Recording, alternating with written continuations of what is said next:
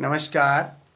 मैं आपको संस्कृत व्याकरण का टॉपिक पढ़ा रहा हूँ। वो है आज प्रत्यय पार्ट 2। प्रत्यय क्या होते हैं, प्रत्यय की क्या परिभाषा है, प्रत्यय कितने प्रकार के होते हैं, उनके बारे में हमने अपने YouTube चैनल शेर हैप्पीनेस संस्कृत एजुकेशन पर विस्तृत वीडियो अपलोड किया है। आप विजिट कीजिए और हमारा अपना YouTube चैनल शेर हैप्पीनेस संस्कृत देखिए, जहाँ आपको प्रत्यय के बारे में विस्तृत जानकारी मिलेगी। प्रत्यय वे शब्द या शब्दांश जो किसी धातु के पीछे लगते हैं, ध्यान रखना, धातु के अंत में लग करके उसके अर्थ में नवीनता प्रकट करते हैं। आगे समझ में, जैसे पट, पट में पढ़ना, पठित्वा पढ़ करके, ऐसा समझें। पठनीय, इस तरीके से पठितुम। तो जो प्रत्यय है उनके बारे में आपको आज हमारे अपने YouTube चैनल पर बताऊंगा। तो आज हम ले रहे हैं बहुत महत्वपूर्ण प्रत्यय कत्वा। कत्वा प्रत्यय क्या होता है, अब मैं इसके बारे में आपको लिखवाना भी चाहूंगा और समझाना भी चाहूंगा। तो कत्वा, कत्वा प्रत्यय क्या होता है, सुनिए आप। कि जब हम किसी भी भाषा में धातु के साथ में प्रत्यय का प्रयोग करते हैं, उस प्रत्यय के हिसाब से जहां जिस वाक्य में सुनना कत्वा प्रत्यय वहां लगाया जाता है जहां दो क्रियाएं होती है। जैसे देखो, राम पढ़कर गांव गया, यानी पढ़ना और जाना, दो क्रियाएं होती है। एक क्रिया पूर्वकालिक और एक होती है उत्तरकालिक। जो पूर्व यानी जो कार्य पहले होता है उस क्रिया के साथ में कत्वा प्रत्यय लगाया जाता है। ये ध्यान रखना आप। जो क्रिया पहले घटित होती है जिसे हम पूर्वकालिक क्रिया कहते हैं, उस क्रिया के साथ में उस धातु, जिसे संस्कृत में धातु कहते हैं, जो पूर्वकालिक धातु है, उस धातु के साथ में हम कत्वा प्रत्यय का प्रयोग करेंगे। ये आपको विशेष ध्यान रखना है, ठीक है ना। तो जब आप लिख लीजिए, दो बात बताना चाहता हूं कि जब क्रिया दो हो और पूर्वकालिक क्रिया के साथ में हम क्या कत्वा का प्रत्यय लगाते हैं। अब देखो, मैं आपको बताना चाहता हूं, तो सीधा लिख दो। जब दो क्रियाएं एक वाक्य में हो, ठीक है ना, तो पूर्वकालिक यानी पहले, यानी जो कार्य संपन्न पहले, जैसे राम पढ़कर सो गया, तो पहले क्या गया, पढ़कर, यानी पढ़ करके। आज समझिए, पूर्वकालिक क्रिया के साथ कत्वा प्रत्यय लगाते हैं। ये आपको विशेष ध्यान रखना है। क्रिया का मतलब होता है धातु। मैंने इसको हमारे YouTube चैनल शेर हैप्पीनेस संस्कृत एजुकेशन पर कल आपको बता दिया। अंग्रेजी में वर्ब, हिंदी में क्रिया और संस्कृत में उसको धातु बोला जाता है। जो पूर्वकालिक धातु होती है उसके साथ हम कत्वा प्रत्यय लगा। जैसे देखो, एक वाक्य हिंदी में बताता हूं। राम, लिखना आप, सुनना आप। राम पढ़ करके गांव जाता है, गांव जाता है। अब इसके अंदर देखो, पढ़ना भी एक क्रिया है और जाना भी एक क्रिया है। तो पूर्वकालिक जो ये पहले घट गई है, पढ़ना के साथ हमने क्या लगाया, करके। समझना आप। तो इसका मतलब आप समझ गए, कत्वा प्रत्यय का अर्थ होता है करके के अर्थ में। तो क्या हो गया, रामः पठ धातु के साथ में लगाएंगे पठित्वा, गांव को, तो क्या हो गया, ग्रामम। राम पठित्वा ग्रामम गच्छति। समझ आया आपके।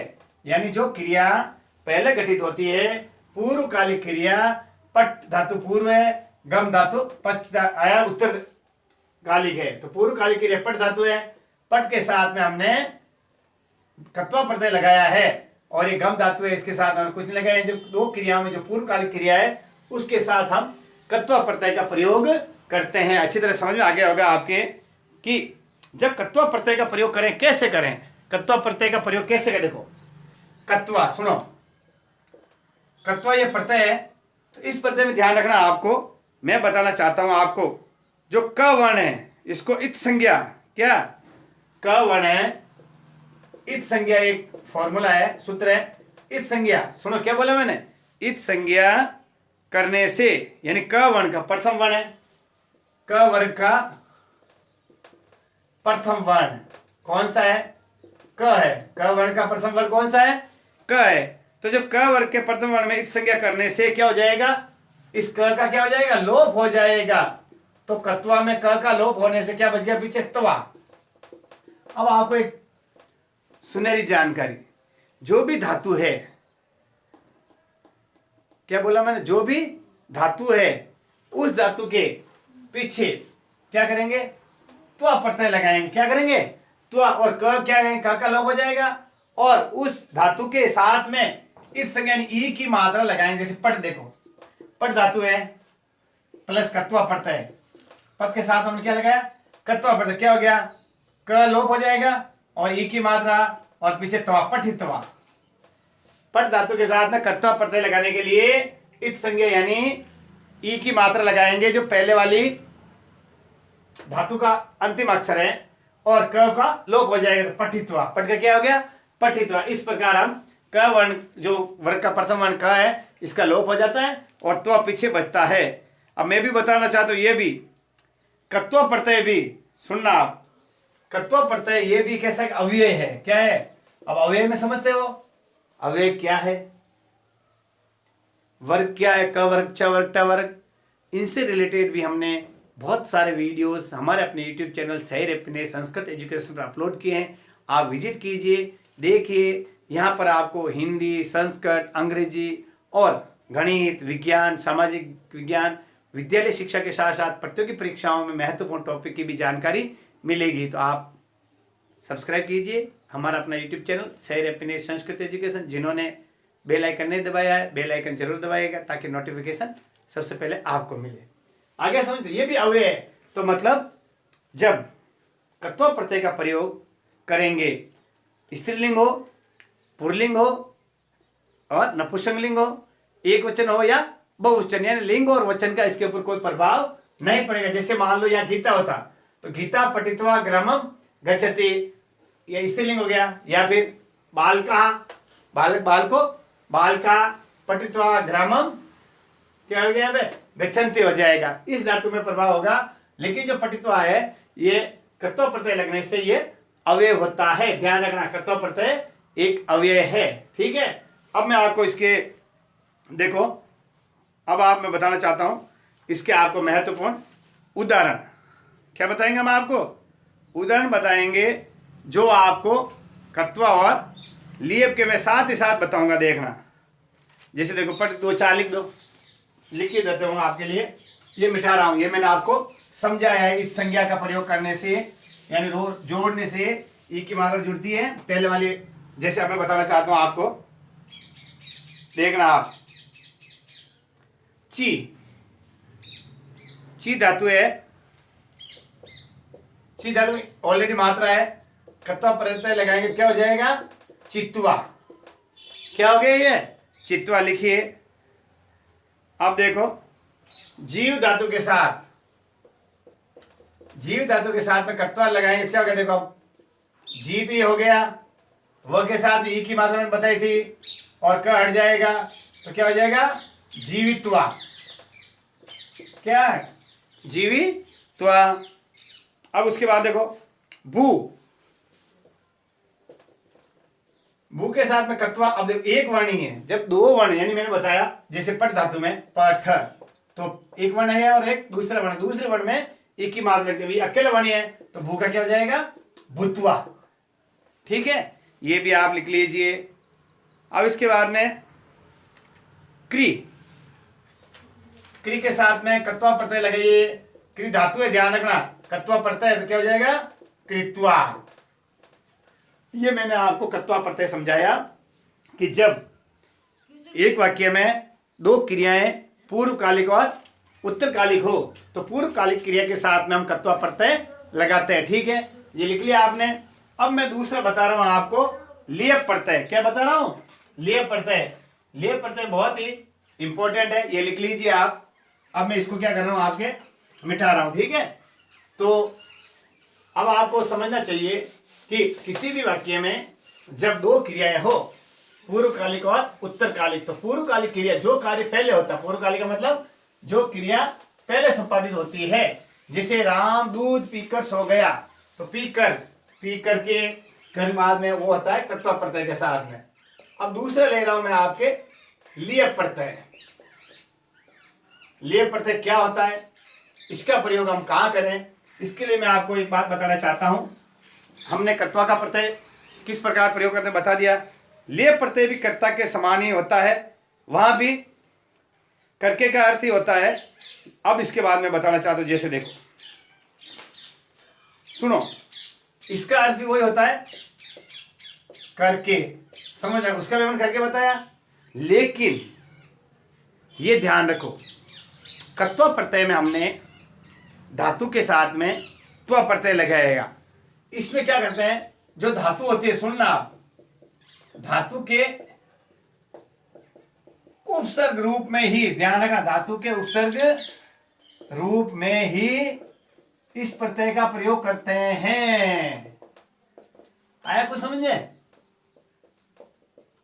प्रयोग करते हैं, ये जब धातु है, सुनना आप, धातु को जब हम उसके पहले, जैसे मैंने बताया गम धातु, तो गमित्व आ जाएगा।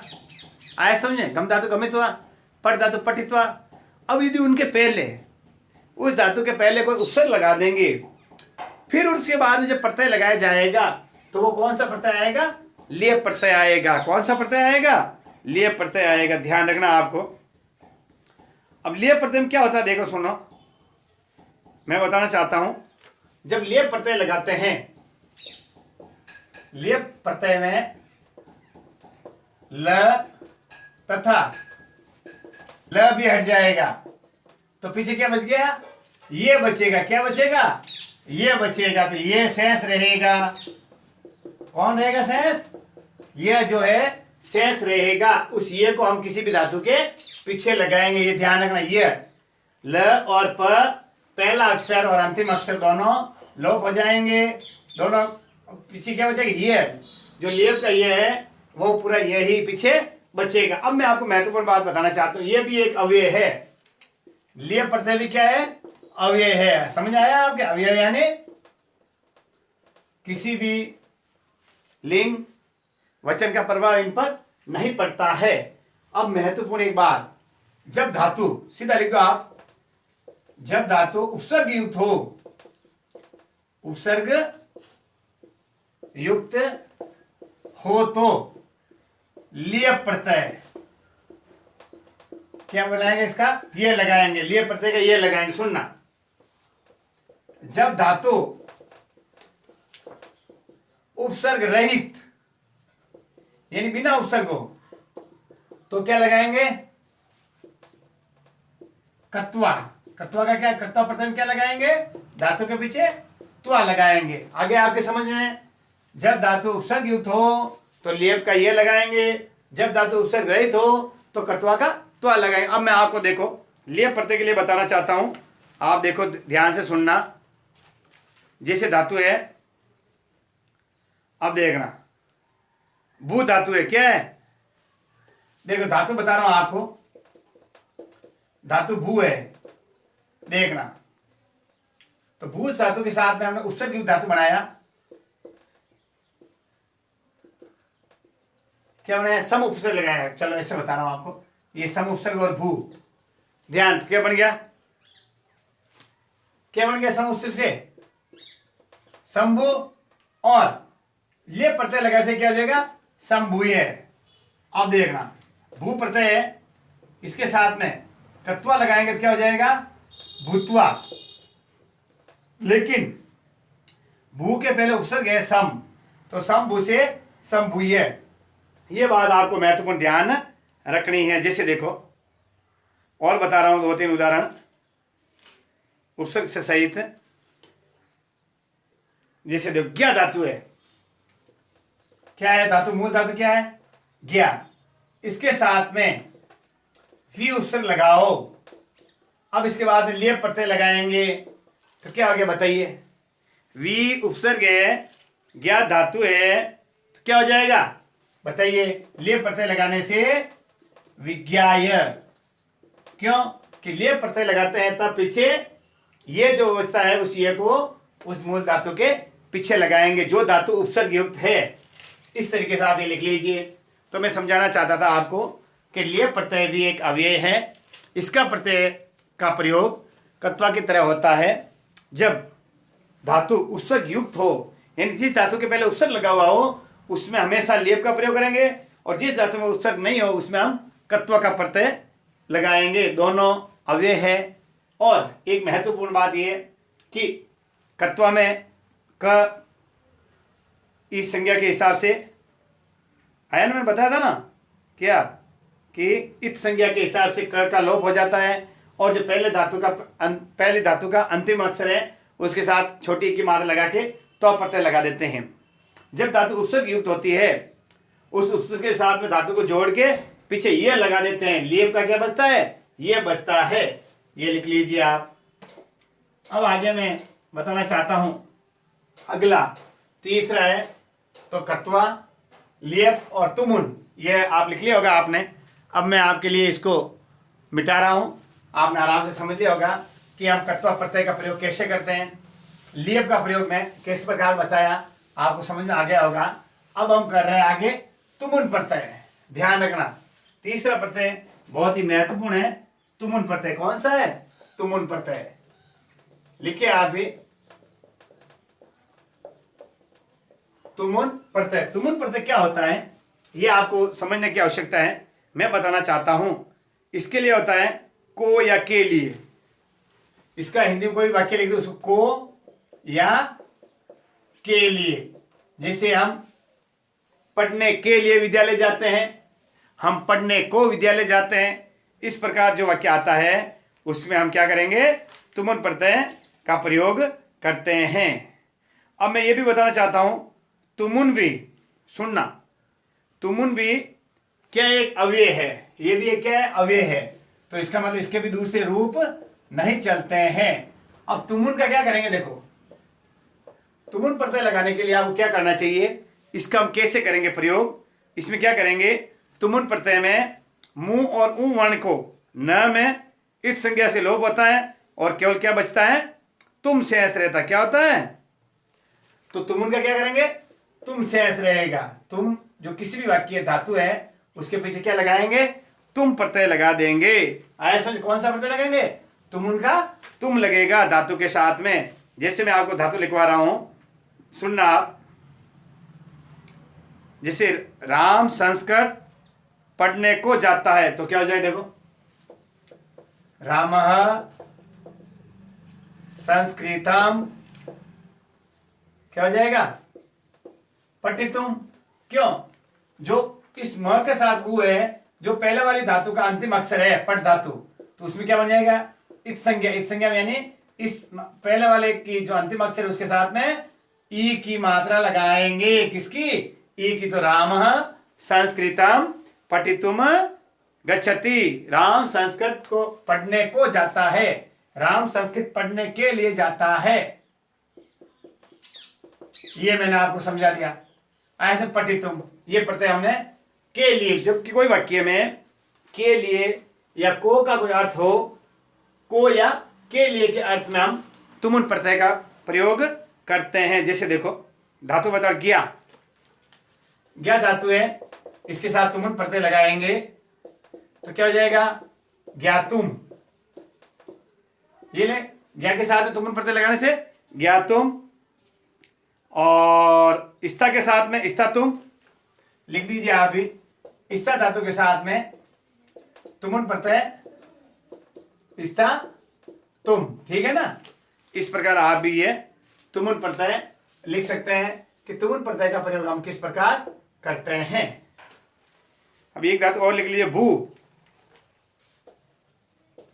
प्लस तुमुन क्या हो गया, भवितुम क्या हो गया, भूत धातु के साथ तुमन लगाया तो भवितुम। दा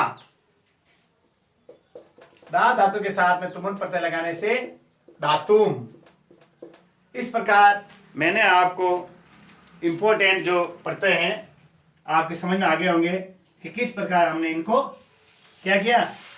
जो ये प्रत्यय हैं उनको हमने कत्वा, लियप और तुमुन प्रत्यय की मैंने आपको अच्छी तरह से समझ बताई कि हम किस प्रकार तुमुन प्रत्यय लगा। जैसे देखो गम धातु में, सुनना, गम धातु में तुमुन प्रत्यय लगाइए। प्रश्न आ सकता है गम धातु और तुमुन प्रत्यय को जोड़ने से कौन सा नया ये प्रत्यय युक्त शब्द बनता है, गंतुम। गंतुम लिख दीजिए आप भी। और जैसे पट, पट और तुमुन प्रत्यय क्या हो गया, पट्टितुम, ये तो मैंने बता दिया आपको। और लिख लीजिए, जैसे आपको बताना चाहता हूं दृश्य और तुमुन, दृश्य और तुमुन, दृश्य धातु तुमुन के साथ में क्या हो गया, दृश्य तुम क्या हो जाएगा, लिखिए आप भी, दृश्य तुम। इस प्रकार आपको ये प्रत्यय जोड़ के इनको बनाना है। श्रु और तुमुन, श्रेय और तुमुन प्रत्यय लगाने से श्रेय धातु, श्रेय यानी सुनना, ये श्रेय इस तरीके से श्रु, श्रु धातु के साथ में तुमुन लगाने से श्रोतुम। प्रश्न पूछा जा सकता है श्रोतुम में कौन सा प्रत्यय लगा हुआ है, तुमुन प्रत्यय। श्रोतुम को धातु कौन सी धातु है, श्रोतुम में श्रु धातु है। कौन सी धातु है, श्रु धातु। इस प्रकार पातुम शब्द है, प्रश्न पूछा जा सकता है पातुम में कौन सा प्रत्यय है, पा प्लस तुमुन, तो आपको करना है तुमुन प्रत्यय। पातुम में कौन सी धातु है, पा धातु। ठीक है ना। आपको ये मैंने आपको तुमुन, कत्वा और लियप प्रत्यय के बारे में आपको जानकारी दी है कि किस प्रकार हम इनको संपादित करते हैं। आगे आपके समझ में, तो मैंने आपको आज महत्वपूर्ण 3 प्रत्ययों की जानकारी दी है। आपको समझ में आ जाएगा अच्छी तरह से कि किस प्रत्यय को हम किस प्रकार प्रयुक्त करते हैं। एक बार रिवाइज, कत्वा प्रत्यय करके के अर्थ में हिंदी में इसका प्रयोग करते हैं। राम सो करके उठा, यानी जब 2 क्रियाएं हो, पूर्वकालिक और अल्पकालिक, उत्तरकालिक सॉरी, तो पूर्वकालिक क्रिया के साथ में कत्वा प्रत्यय लगाया जाता है। कत्वा में इत संज्ञा के हिसाब से क हट जाता है और पहले वाले वर्ण के अंतिम अक्षर में ई की मात्रा, जैसे पट का पठी त्वा, त्वा लगा दे, ये हो गया। अब कत्वा का प्रयोग उपसर्ग रहित, यानी जिन धातुओं के साथ उपसर्ग नहीं लगा हो वहां कत्वा का प्रयोग करेंगे। इसके ठीक उलट लियप प्रत्यय, लियप में ल और प का लोप हो जाता है, ये बचता है जो धातु उपसर्ग युक्त है। क्या बताया मैंने, उपसर्ग युक्त है। आए समझे, जैसे दृश्य धातु में समदर्शीय तो सदृशीय, सम उपसर्ग करेंगे तो सदृशीय, यानी ये लगा देंगे। वे धातुएं जो उपसर्ग युक्त होती है, पहले उपसर्ग फिर मूल धातु और लियप प्रत्यय का ये लगा देंगे। तुमुन प्रत्यय के लिए क्या आएंगे, को या के लिए, जैसे हम विद्यालय पढ़ने के लिए जाते हैं, तो के लिए के अर्थ में हम क्या करेंगे, तुमुन प्रत्यय। तुमुन प्रत्यय में भी इत संज्ञा वाला प्रयोग होगा, तो म हट जाएगा और न हट जाएगा, म की उ की मात्रा हट जाएगी, न तुम बचेगा। पठी तुम, पट के साथ में ठ के साथ एक के बाद पठी और तुमुन का तुम, पठी तुम। ये महत्वपूर्ण बात है। कत्वा प्रत्यय, लेप प्रत्यय और तुमुन प्रत्यय तीनों ही अव्यय है, यानी इनका एक वचन, द्विवचन, बहुवचन रूप चलता है, लेकिन लिंग में, वचन में सभी एक समान, चाहे पुल्लिंग हो चाहे स्त्रीलिंग हो, तीनों रूपों में ये एक ही समान कार्य करते हैं। इसलिए तीनों करते आपके प्रत्यय है जो अव्यय है। तो जिन आपको अच्छी तरह समझ लेना है, वीडियो जो समझ में नहीं आए तो आप हमारे कमेंट बॉक्स में कमेंट लिखिए, हम आपके प्रश्न का उत्तर देंगे। आप घर पर पढ़िए, स्वस्थ रहे, नमस्कार।